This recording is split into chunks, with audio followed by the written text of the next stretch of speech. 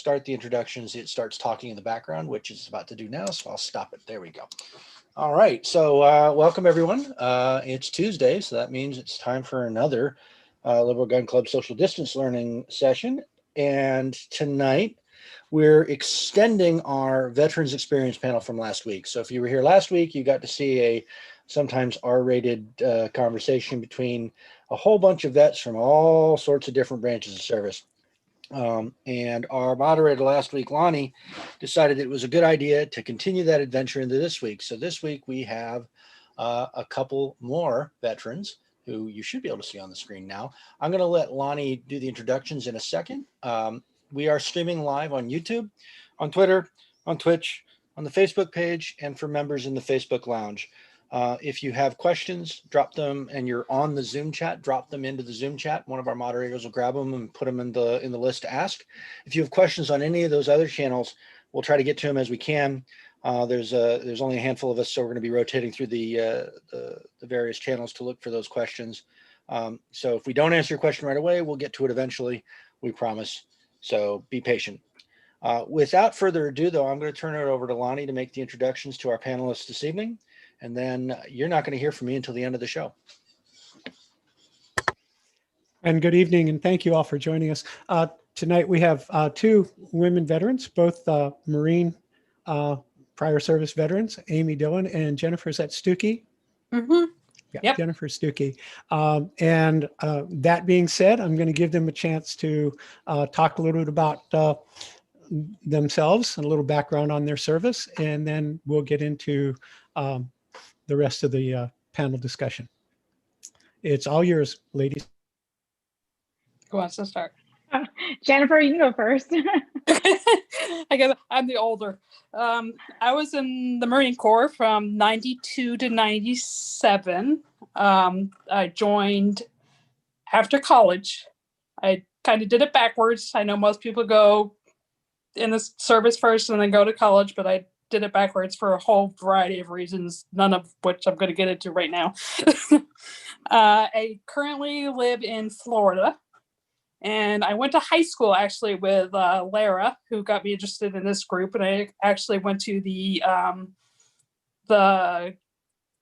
chapter meeting in Florida, the annual meeting in Florida, like 2 years, well, I guess it was 2 years ago. So that's how I became a member of this group. I've been a member ever since. And, you know, I love to shoot guns. I like things that go pow. So I'll get it over to Amy now. All right. Well, hi, everyone. I'm Amy Dillon, and I was active duty in the Marine Corps from 1998 to 2011.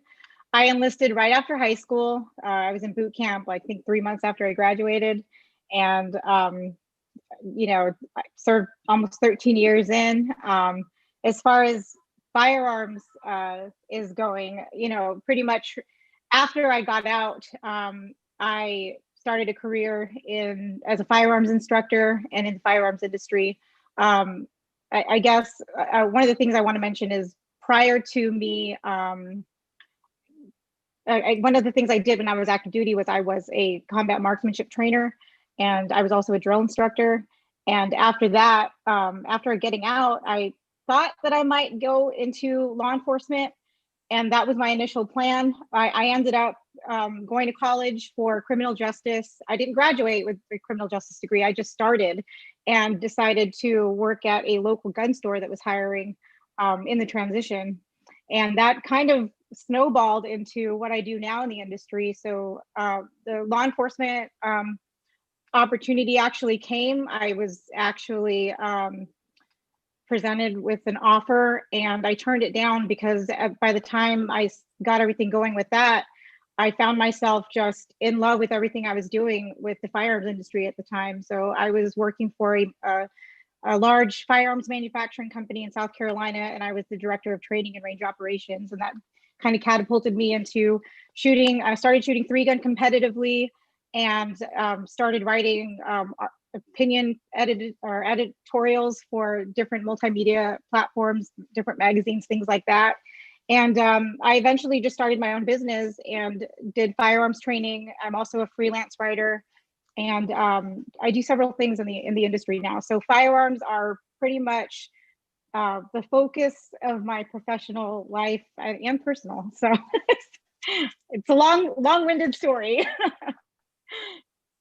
Thank you both. I'm going to start this off with a question I had previously asked Amy and Jennifer before we went live, and that is a little bit of your take on women's role in combat in the current situation, in the current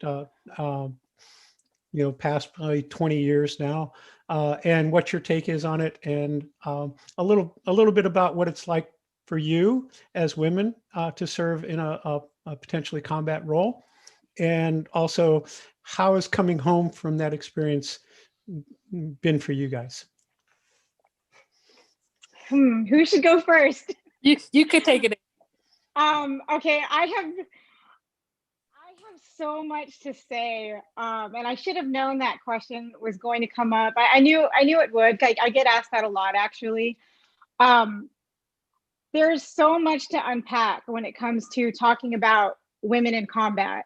And one thing that I do want to start off saying is the conversation that we're having about women in combat. The thing that bothers me the most is the people that are contributing, it seems, to this conversation are people that have men that have never served.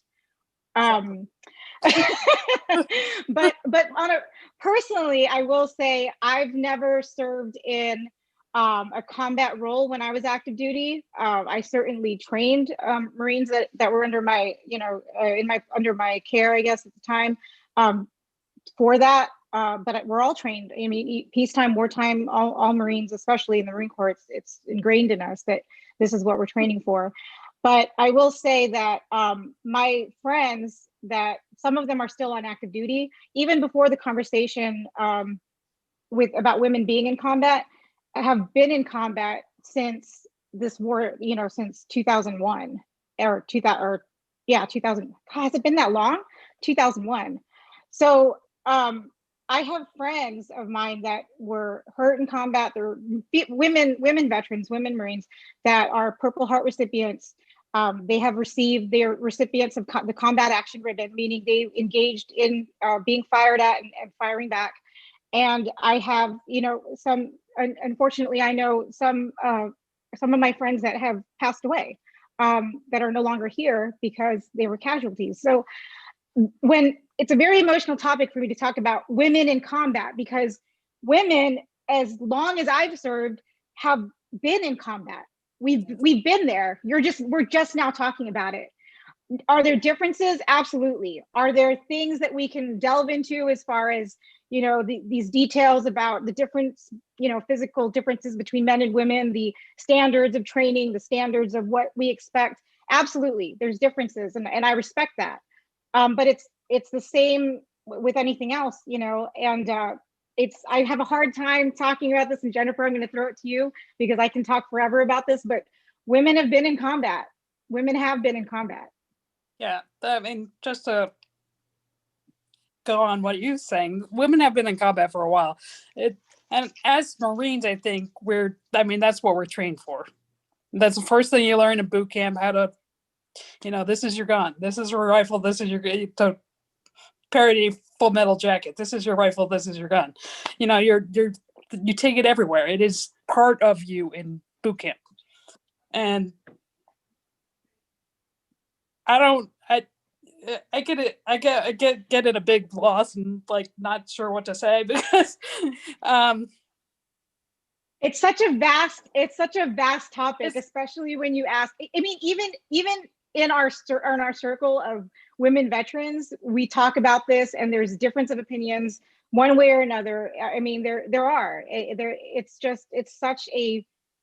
it's such a controversial, and there's so much there. Jennifer, do you? I was gonna say yes. It's there's many different views as in the veteran world as there are in the regular world. It shouldn't be that hard.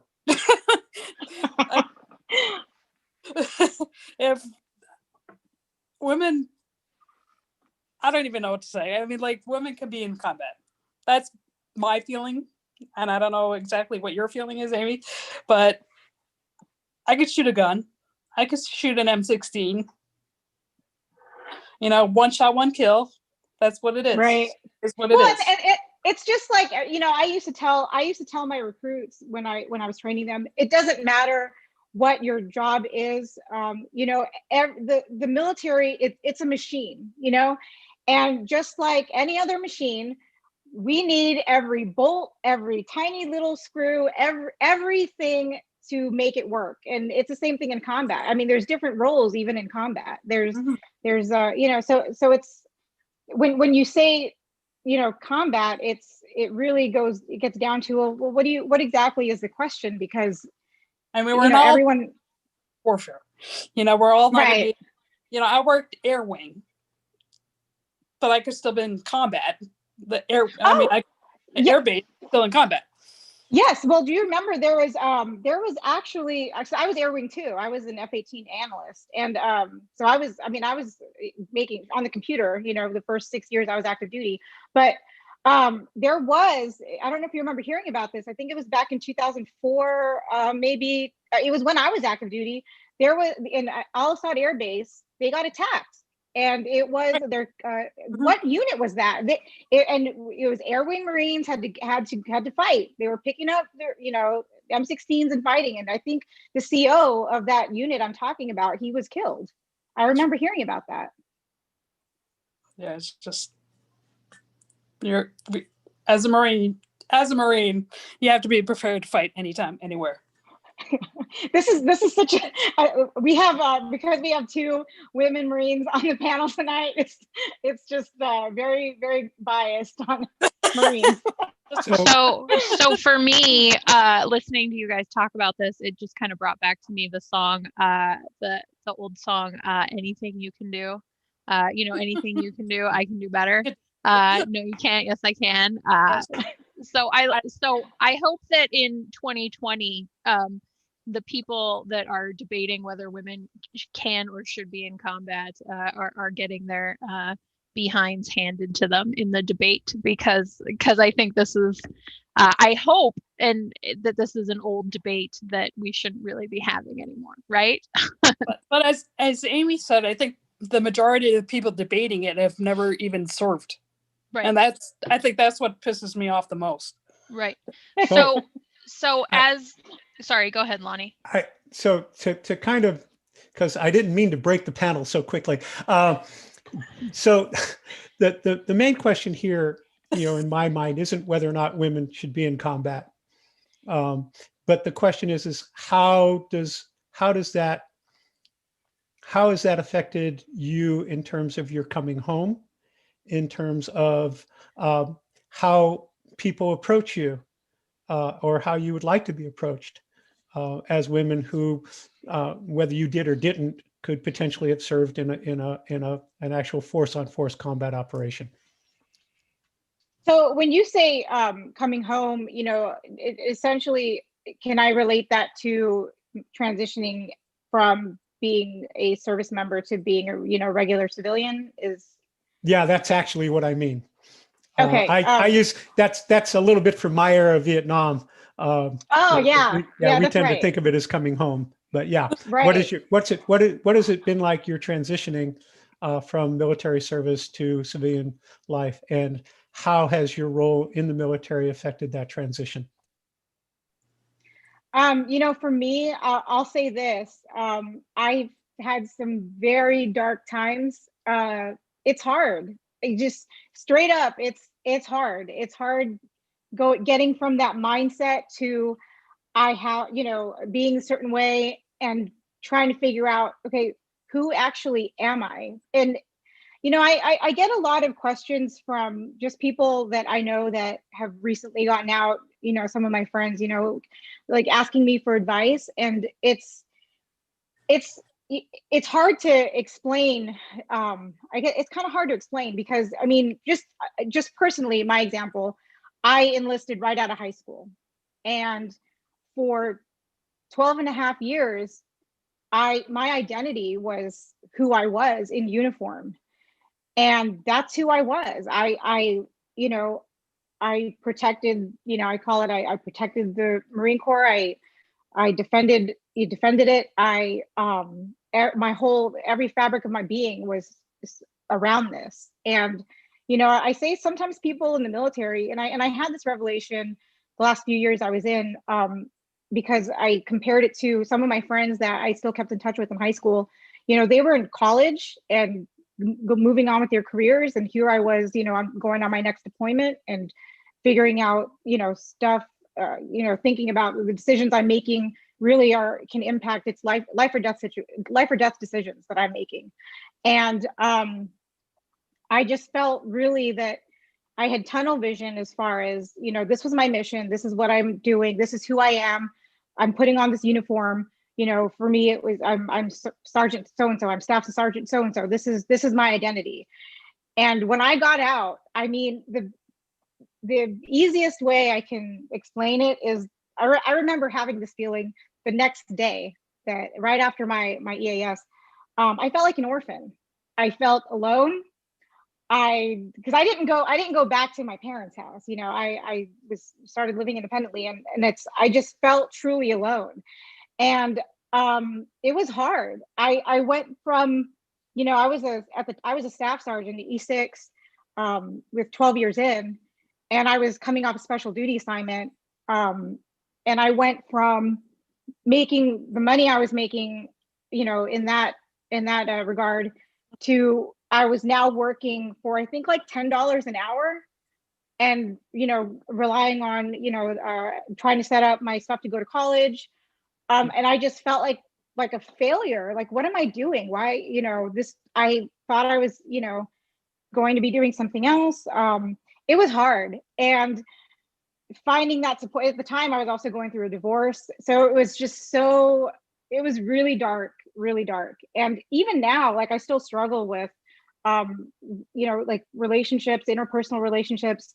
As a woman, finding commonalities with other women, I wanted to have those female friendships, but I found that I just couldn't relate.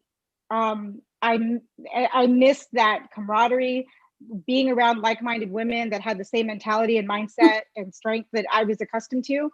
I didn't necessarily find that. I'm not saying that all, regular civilians are like a certain way, but I just didn't find it in the, I guess what am I trying to say here? I didn't find it in the numbers that I was used to being around everyone that was active duty.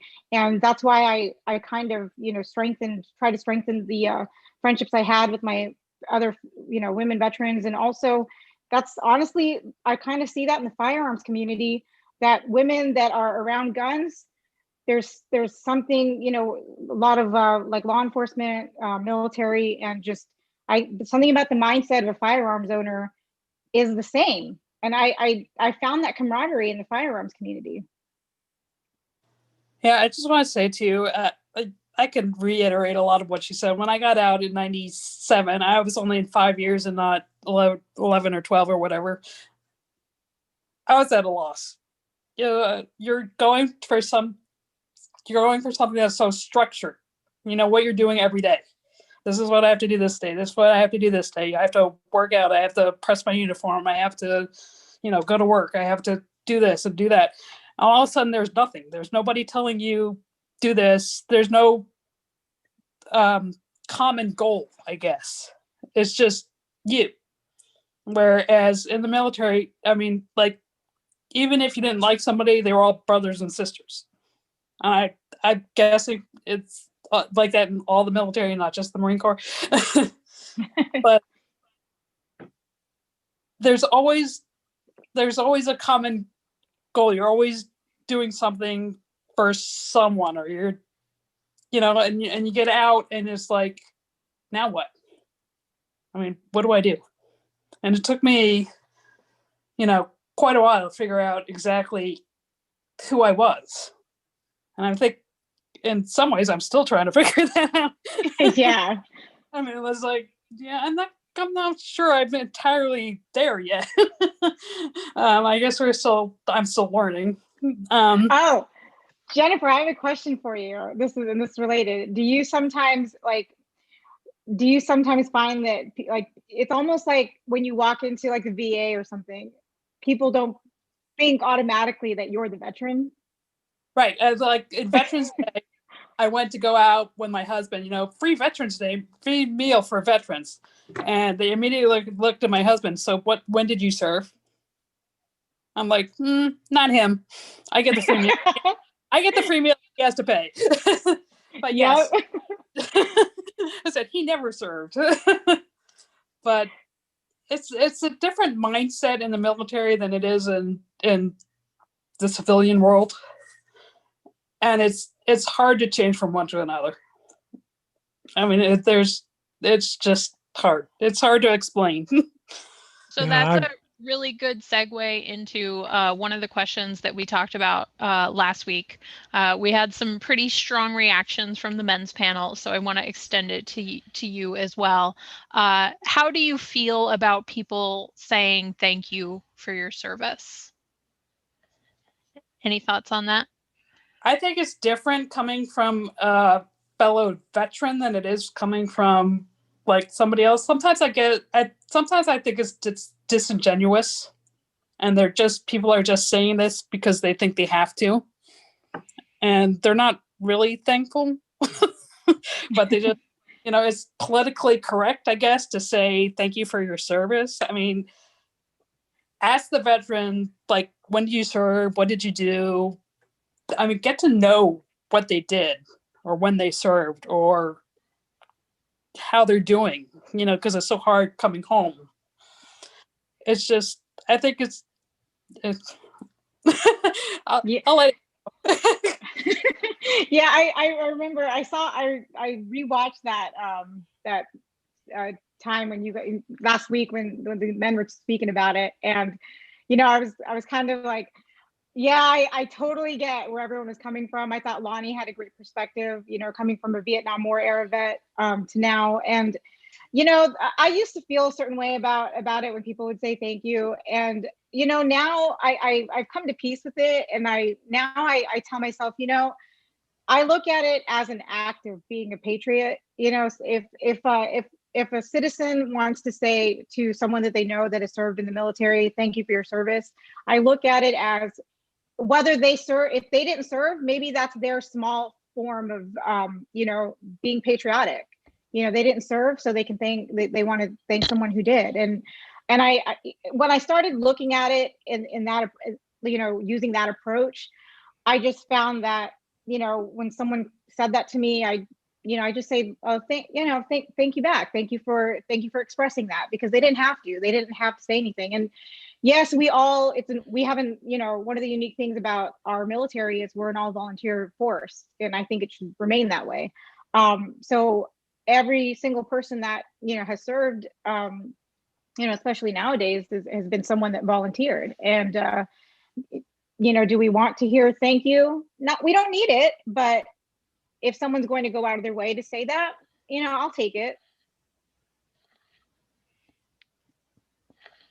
Great.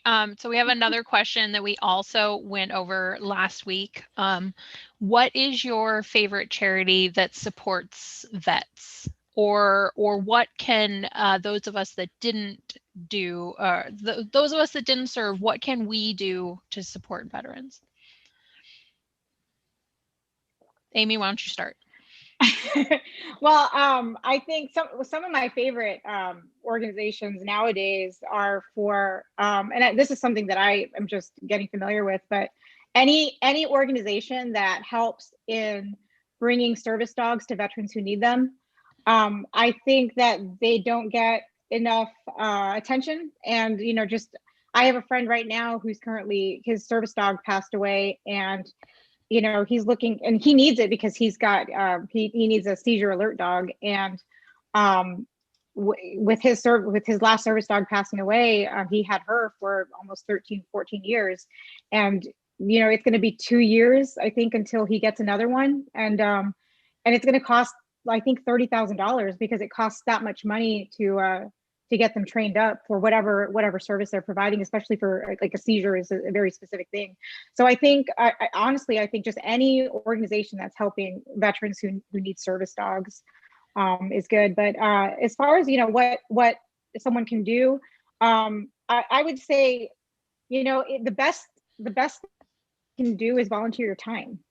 And if it's going down to, helping with a local organization that maybe helps, assist homeless veterans, or, maybe it's just finding just any time that you can give. And it doesn't necessarily have to be to an organization. It can be just if you know a veteran, ask, hey, do you need help with anything, or is there anything that is on your radar that maybe I can help out with or connect you to? Or, if even if that one person doesn't need anything, or for themselves, they probably know someone who does.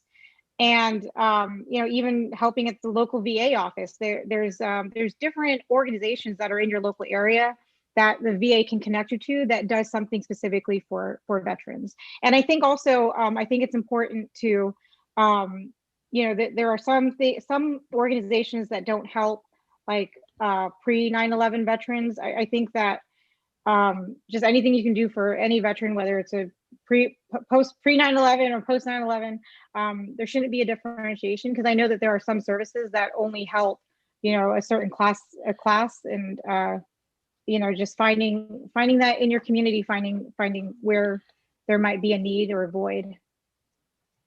Yeah, I think one of the biggest things for me is helping there's so many homeless veterans, and there's got to be a way to help more of them. And I know a lot of it is maybe going down to your local food bank and feeding the poor, or just, I would think that would be the best. I would think that would be the best. I mean, the dog, I can't, the service dogs, but yeah, even if you don't have the time, or you don't have the mobility to go, to go drive far, or that you can, there's phone lines that I know are always needing people to help out with, like hotlines for veterans that need help, because that's a big thing, is suicide. Veterans committing suicide. Yeah, suicide, the hotlines. Yeah, definitely. Okay, one of the questions that we didn't address last week that I want to bring up with you is, did political viewpoints come up during your service in the divisive way that we see now in society? Or you mentioned before, sorry, that everybody was like your sibling or your family when you were in the service. Did that kind of override political viewpoints? Well, when I was in 92 to 97, I was in the Don't Ask, Don't Tell thing. Mm-hmm, mm-hmm. And I think most of the political viewpoints didn't come across. I mean, we were all just Marines. I mean, not saying that we all thought the same way, mm-hmm. but being a Marine and doing your common goal was overrode anything. I mean, knowing that this person had my back, that was all I needed. I didn't have to agree with him. He didn't have to agree with me. That's what it was. I mean, in my era, and I know Amy served a little after I did. It was not a big deal at all. There was not the big political differences. Go ahead, Amy.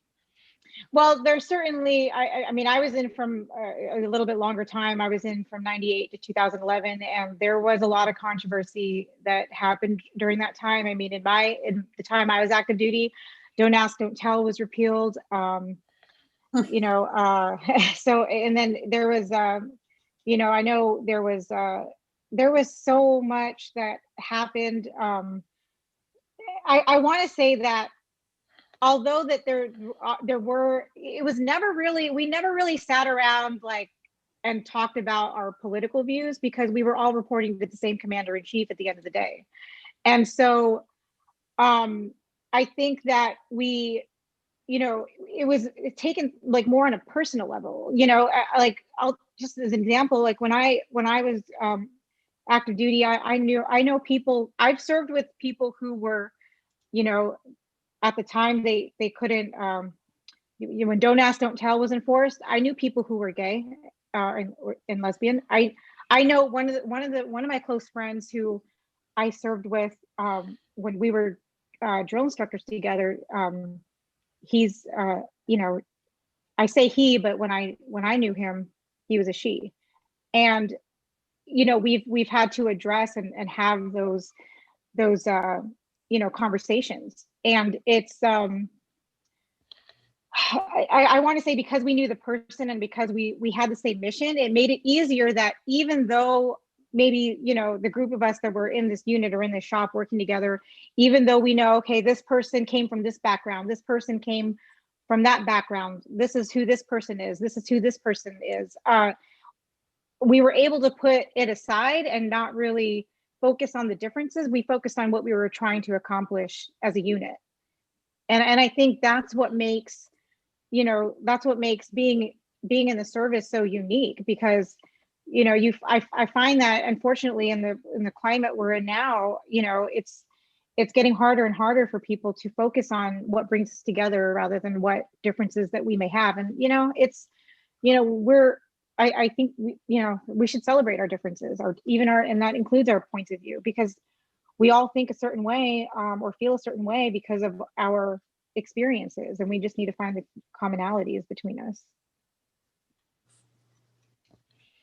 So last week when we were speaking with the gentlemen, they had quite a range of experience around guns. I think Brian was saying that when he was active, he hardly ever touched a gun, whereas some of the other folks had. But you both said that you are Marines, and so your gun was always there with you.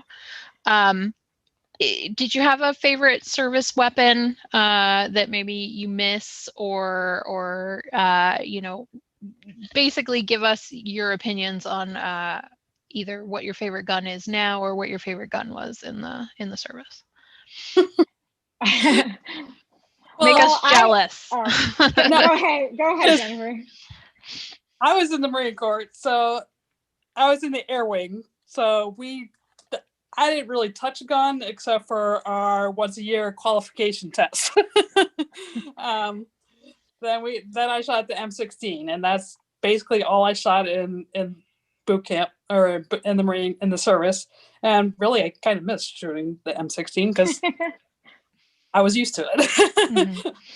Right now, I'm partial. I use a Springfield Armory 9mm. And that's my gun of choice, and that's what I carry with me. Amy? Well, I grew up around guns, and when I say that, I shouldn't really say I grew up around guns. I knew that there were guns in my household, but I was never, I was kind of indifferent about them. I grew up in San Diego, California, so it wasn't very, in California, it's not very common, I guess, that guns are, used, I mean, I know they are, but just not as, as it is here in Texas, I should say, where I'm at. But I first touched a gun, shot a gun when I was in the military. It was at boot camp. I learned everything. This all started when I, went to boot camp. And from there, like Jennifer, also, I was in the air wing. So I only really shot the M16, once a year when we did our annual qualifications. And then things changed when I went to Parris Island and became a drill instructor. And then I also was a marksmanship instructor. Sorry, I'm getting distracted because one of the car's alarms going off. Sorry if you guys hear that. But anyway, so I shot, then I was around guns all the time. And when I was a drill instructor, I mean, I taught, rifle drill, and we always had, I mean, I was around M16s for like 4 years straight, teaching about them. When I was a PMI, I teach the recruits about marksmanship fundamentals and, proper stance and grip, all that stuff.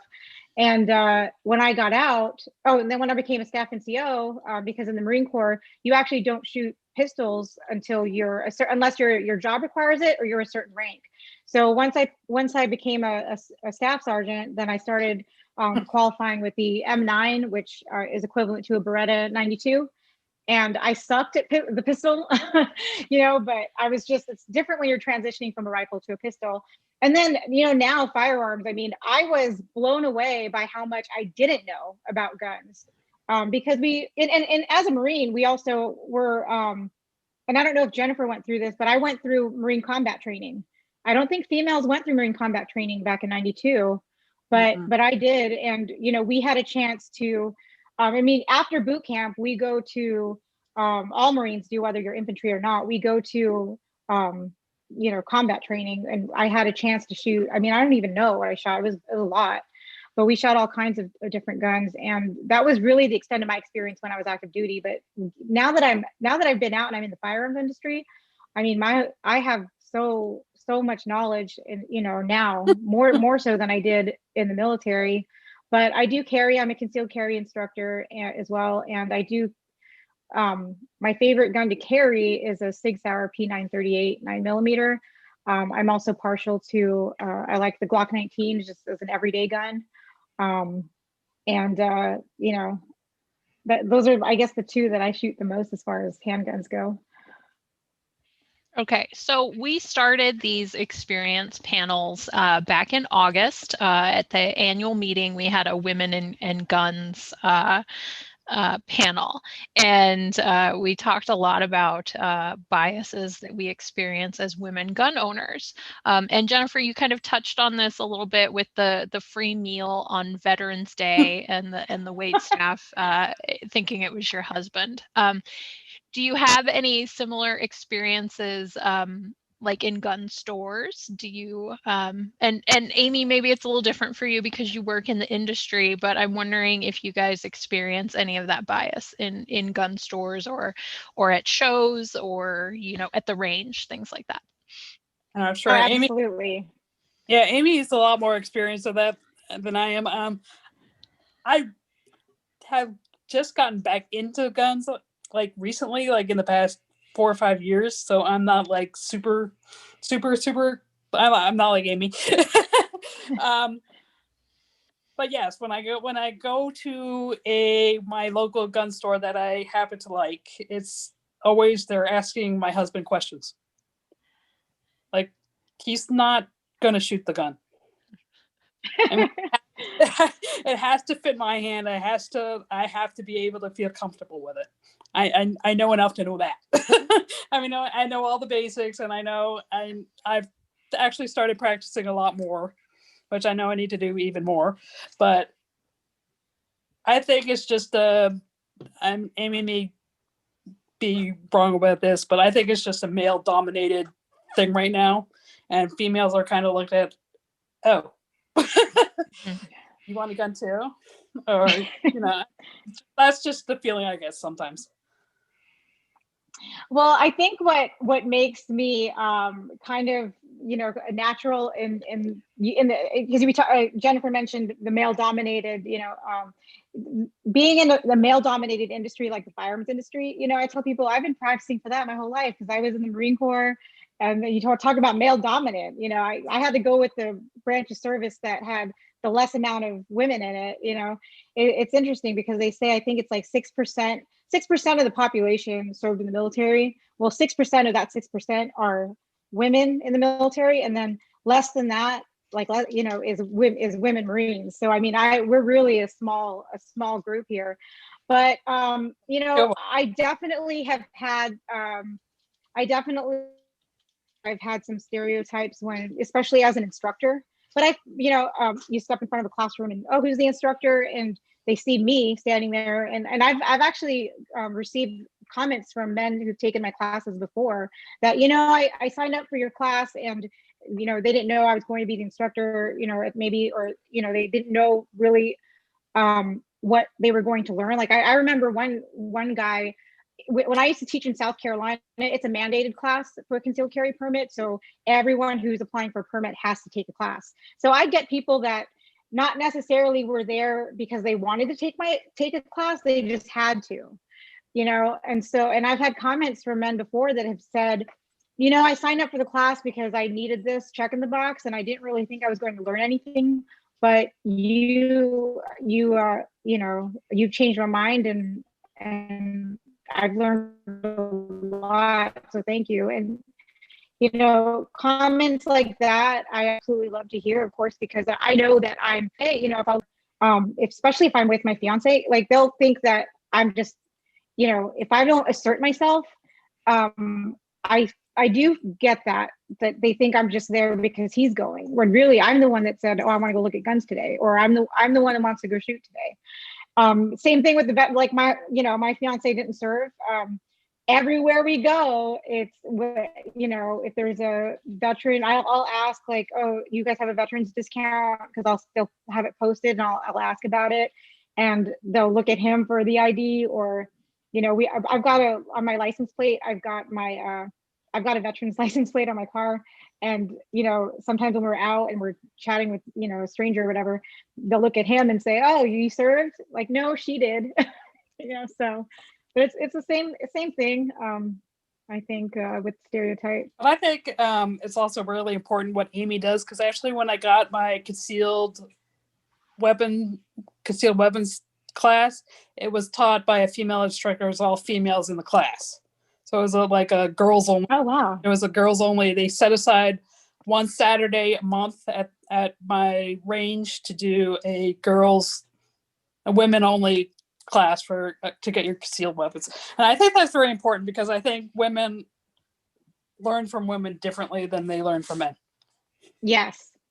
I found there are some women that don't, and I've encountered this where, like, I don't care if it's a women's only class or not, but there are some women who specifically seek out women's only classes. And I myself, I love doing women's only events and women's only classes, because there is that kind of male ego that gets in the way sometimes when you have, it can be a little bit intimidating, especially for a woman who doesn't know anything about guns, and they're going in a class and feeling like she's the only one that, doesn't have maybe basic knowledge.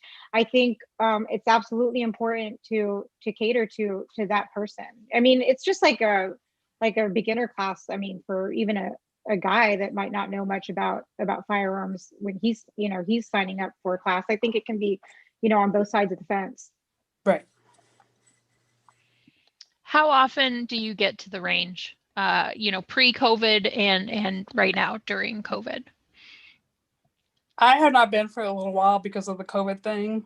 I get to the range not as often as I should, probably a couple times a month. And that's basically just pistol. That's usually I have a 38 that I like, and I got a 9mm that I shoot. But I probably go a couple times a month. Not enough is not enough. It's never enough. It gets pricey. Oh yeah, right now ammo is hard to find. So that's been, for me lately, that's been the biggest challenge. Is I'm trying to save ammo. But I try to, when ammo is good and ammo is plenty, I try to train at least once a week. I think that's a goal. I don't always meet it, but my goal is to at least train once a week, and I'll try to give myself, something, a set goal in mind. Like maybe today I'm going to work on reloads, or maybe today I'm going to work on, target acquisition, or maybe it's just trigger control, which I do that with we've got a laser shot system at home. And I actually, right now I live on a range, so it's easy for me to go out and shoot anytime I want. But I do travel a lot. So is a range always available? No, it's not. But I think it's important to tell, our listeners here that when we talk about training, it doesn't necessarily have to be live fire training in order to create value. So there's a lot you can do with just dry fire, and just, if you're concealed carrying, there's a lot that you can do to stay proficient without actually firing a shot. Yeah, it took me a while to figure out how I wanted to conceal carry. I mean, that's always like, where do I want to situate the gun to where it's best for me to pull it out if I absolutely needed to. Yeah, we definitely have a lot more things to consider in that aspect. So one of the questions from one of our Zoom participants is, why did you decide to join the Marines, which is maybe the hardest and arguably most sexist part of the military? Why not the Air Force or the Army or the Coast Guard or the Space Force? Well, the Space Force didn't exist. Right, right. I think I did it because I'm not really sure why. It's like the Marines had the best reputation. They were the best, Mhm. and that was the reputation they had when I was going in. So I wanted to join. I wanted to be part of the best. And I like the uniforms. Yeah, I think. Yeah, I think that's the same. I mean, I come from a Navy family, and I had to be the rebel and go into the Marines. But it was I think I just had, I had this set, I had in my mind that, okay, this is what I'm going for. I wanted to challenge myself. I don't know what it is, but I say that Marines in general have to be a little bit crazy, because who willingly signs up for what is going to be the hardest thing. Well, Marines do, but I think I honestly, it's hard for me to answer that, because I just wanted to. I think, just like Jennifer said, I knew the Marines were the best, and I said, well, if I'm going into the military, I'm going to be the best. So I guess that's what I'm going to do. But I definitely rebelled, because I come from a long history of Navy naval tradition. Okay, and since it came up just a second ago, would either of you mind discussing how you concealed carry? Where on your body you keep the gun? Go ahead. I carry appendix. There's a lot of controversy around, but I do carry appendix inside my waistband. It's usually in like right here. That's pretty much. So I do it so I can cross draw, because I'm better at that than same side.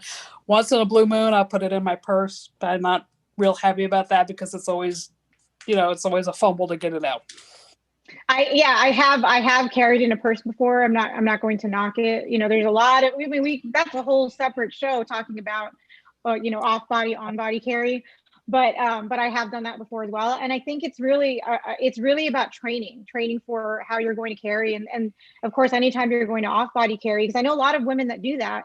It's just a different mindset that you have to approach, when everywhere you're going, when you're leaving, your house, and even inside your house. I mean, it's really more about the awareness, rather than where, but there, especially now, there's a lot of options for women. When I go to work, I usually conceal carry in my purse, because there's when I'm working, there's not a lot of wiggle room. So I want it close, but I don't want it like on body. But if I'm going like out where I know it's going to be dicey, or maybe just out, then I like to carry on body. I prefer to carry on body, but I will carry in a concealed purse. And it's a specifically designed concealed carry purse, where I can actually lock it up if I needed to. Awesome. Thank you for sharing. We're approaching our 1 hour mark. So is there anything that either of you would like to share with the audience that we haven't gone over, or anything that came up when you watched the panel last week that you want to discuss, or anything like that?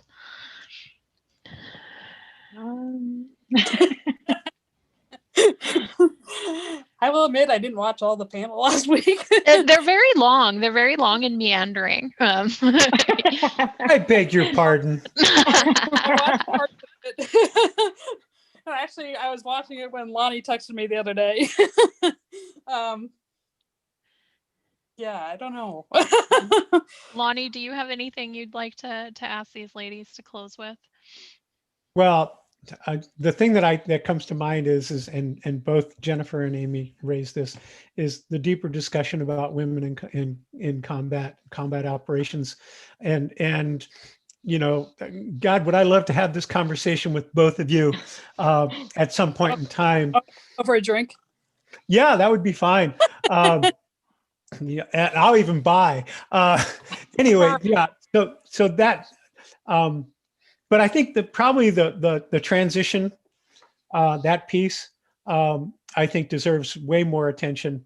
I think all of us who have served, regardless of whether we served in combat or not, the movement from the military where things are goal oriented, you know what's expected of you, you're trained for what's expected of you, and then you're sent home and your transition, there's not a lot of movement that brings you back to anything close to what you were before you left. And I think there's a bigger piece there that I think is worth talking about. Up to you for a second. I think there needs to be more focus on the people transitioning from the military into civilian life, because it's like I got out and that was it. Like, then what? It's like nobody helped me. I mean, I'm sure there's charities or people that'll help you that aren't publicized, but they're not publicized enough. I think that could go back to one of the things that we were talking about earlier, charities that could help. I mean, help the from civil to military life to civilian life, because that's a big thing. Because I think that's where a lot of depression sets in, because you don't know what to do. You don't know. Yeah, I agree, and I think that, I mean, if there's ever a topic that we can go more in depth on, and it's even just what we're doing now, I think that highlighting veterans and allowing us to share our stories and listening to each other, we kind of, it helps me when I hear someone else say, oh yeah, I struggled too, because it makes me feel like, I'm not alone in this internal struggle. And sometimes it definitely can feel like that. And, even in my circle, I look around at, other veterans I know that are doing other things. And it's easy for me to say, oh, they're doing this, they're doing this, why they seem so adjusted, why can't I be like that? But you really don't know until you talk to them, or you hear them speak in a panel that, oh, okay, they're struggling with the same issues I'm struggling with. And I think that that's something that maybe Lonnie, back in your day, that maybe people didn't talk about that as much, but I definitely feel that we're in a new a new era of veterans in which, we're saying, hey, it's okay to admit like you're struggling. It's okay to admit that, yeah, getting out's hard. Trying to find out who you are is hard. I'm trying to figure out who actually am I? What do I like?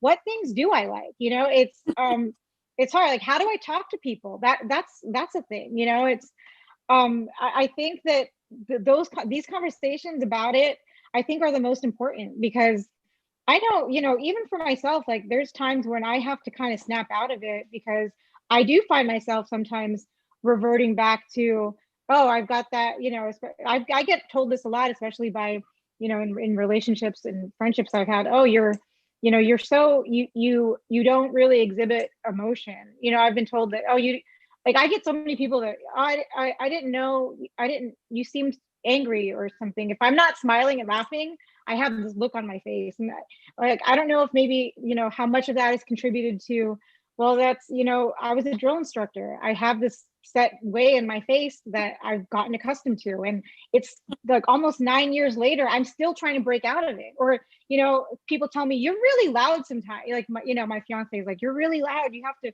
when we're somewhere and I start getting heated and I start talking, like, you're really loud. And I don't know, it's like, he's like, well, you got that drill instructor voice going, and I'm like, well, I don't know how much of that is me and how much of that is that, but I think that there are things that I still struggle with, and I'm just now, 9 years after being out, I'm just now being able to get to a point where I'm comfortable saying that on a public platform, because for a long time I've kind of kept those feelings to myself, and I see the struggle that other veterans are having, and I think that it's important that at least the generation that I'm a part of, those people that are getting out now, I want to help them, because I know exactly what they're going through, and I don't think that, anyone should do it alone.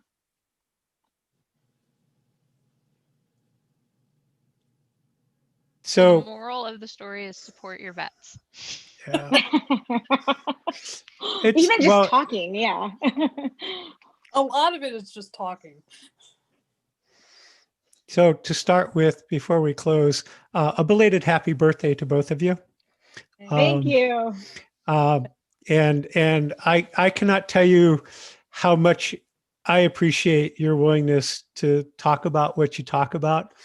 Um, I do have some understanding of what it's like to have served and then to come home, and my era was different. Yes, we didn't get the same kind of welcome that you all get.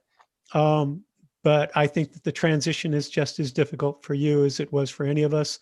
And I agree with both Amy and Jennifer that um, talking about it is probably the best thing. It took me close to 40 some odd years after my time in service to actually start talking about what it was like and where I was in that. And by the way, Amy, I get the loud part because I'm the same way. I really do. As I get more heated, my voice gets louder. So yeah, I do. I want to thank you both. Is there as before we end, is there anything else that you would like to actually add to this? No, I will say I encourage anyone who, if anyone has any other questions for me about training or anything, please look me up. I'm on social media, Facebook, Instagram, and I'm an open book. So if it's a veteran issue, if it's firearms related question, I just encourage people to send me a message, and anything I can help out with. I'm for the firearms and veteran community, I'm here. I'm for sure going to look you up. Because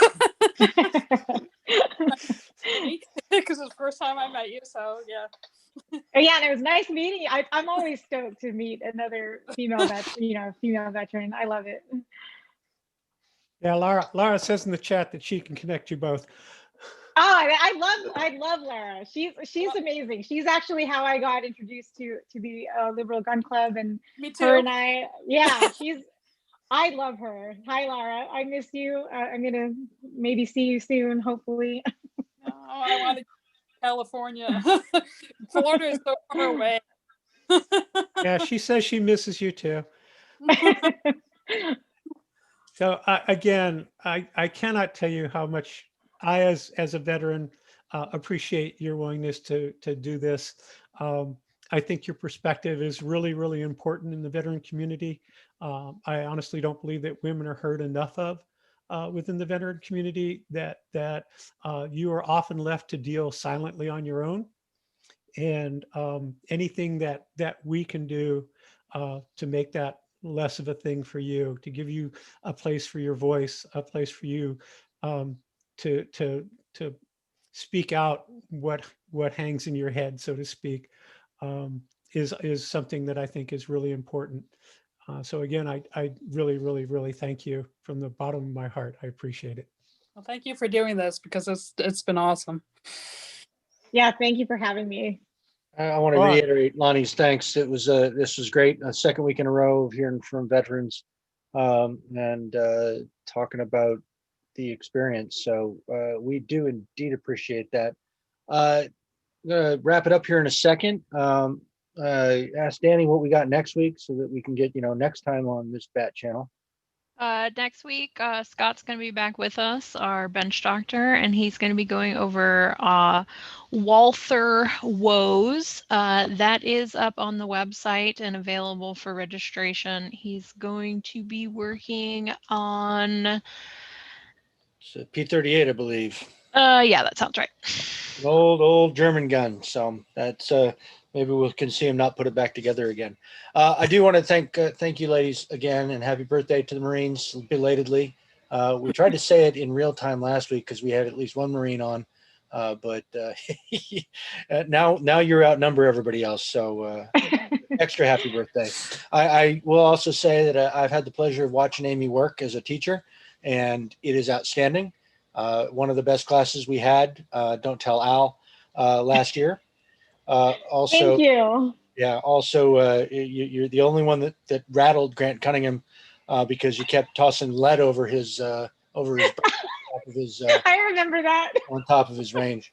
And Jennifer, it is nice to see you again. I did indeed meet you in Florida a few years ago. So I'm glad you're both participating in the club, and thank you again so much for coming. On that note, I'm going to wrap it up. For folks who are interested, We have virtual drinks in the Discord server when we're done here.